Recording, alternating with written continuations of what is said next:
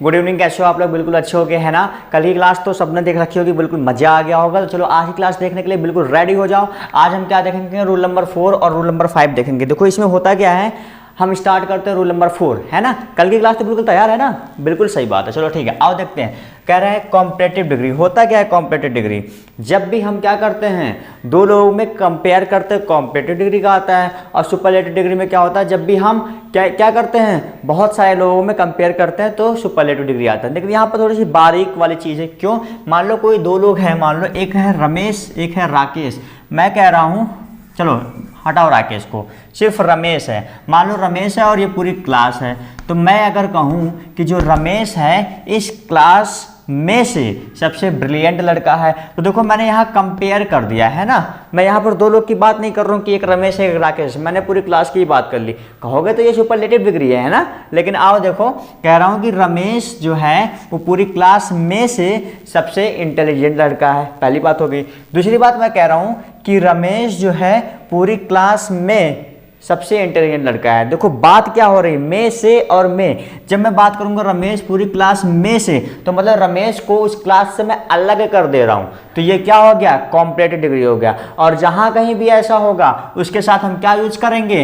Other than और सम सच। याद रखना है इस चीजों को। पूरी क्लास में से कह दिया तो अलग हो गया, अब पूरी क्लास में तो मतलब क्लास में ही वो भी बच्चा इंक्लूड है। मैं कह दूं रमेश पूरी क्लास में से सबसे इंटेलिजेंट बॉय है, तब तो कॉम्परेटिव डिग्री हो गई, कंपेयर कर दिया। लेकिन मैं कहूँ रमेश पूरी क्लास में सबसे इंटेलिजेंट, पूरी क्लास में सबसे नहीं लगाएंगा, इसमें पूरी क्लास में क्या है, बुद्धिमान लड़का है, तो क्या हो गया? यहाँ पर सुपरलेटिव डिग्री हो गया। बात क्लियर हो गई? तो आओ देखते हैं। और सुपरलेटिव डिग्री में हम इन सब वर्ड का यूज नहीं करेंगे, लाइक अदर देन सम सच। बात क्लियर है? आ जाओ एग्जाम्पल के थ्रू देखते हैं। देखो फर्स्ट एग्जाम्पल दे रखा है मैंने, ही is intelligent of all employees in the office.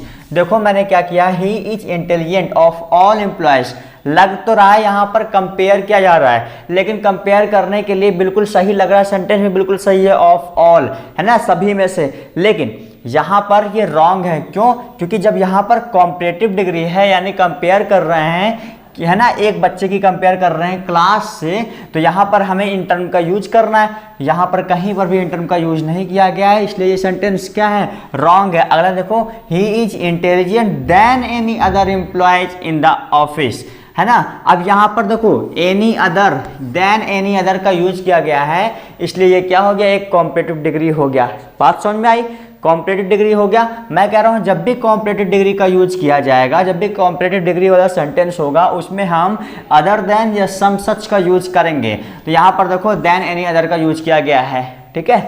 आ जाओ एक देखते हैं, ये C is the best of all the teachers in the student. अब बताओ यहाँ पर बेस्ट यानी ये क्या है? ये हमारा एक सुपरलेटिव डिग्री का यूज किया गया है। और सुपरलेटिव डिग्री में हम एनी अदर का यूज या फिर सम सच का यूज नहीं करेंगे, इसलिए यहाँ पर ऑफ ऑल लगा है। ये बिल्कुल सही सेंटेंस है। बात क्लियर? बस इतना याद रखो, कॉम्परेटिव की जब बात करेंगे तो वहाँ पर क्या अदर देन सम सच का यूज करना ही करना है, लेकिन सुपरलेटिव डिग्री में इसे यूज नहीं करना है। बात क्लियर? आ जाओ रूल नंबर 5 देखते हैं। कह रहे हैं can not use both comparative and superlative degree together. किसी भी एक सेंटेंस में कॉम्परेटिव डिग्री और सुपरलेटिव डिग्री को एक साथ नहीं यूज किया जा सकता है। बहुत सही बात है, वरना भिड़ंत हो जाएगी, यानी मार पिटाई हो जाएगी दोनों में आपस में, है ना। तो आओ देखते हैं, C is the most clever girl in the class. अब देखो यहाँ पर मोस्ट का यूज किया गया है और मोस्ट एक सुपरलेटिव डिग्री है, और यहाँ पर क्लीवर में ई आर का यूज किया गया है। मैंने ऑलरेडी कल की क्लास में क्या रखा था, जहां कहीं भी ई आर लगा होता है वर्ब में, वो क्या होता है? हमारा एक क्या होता है?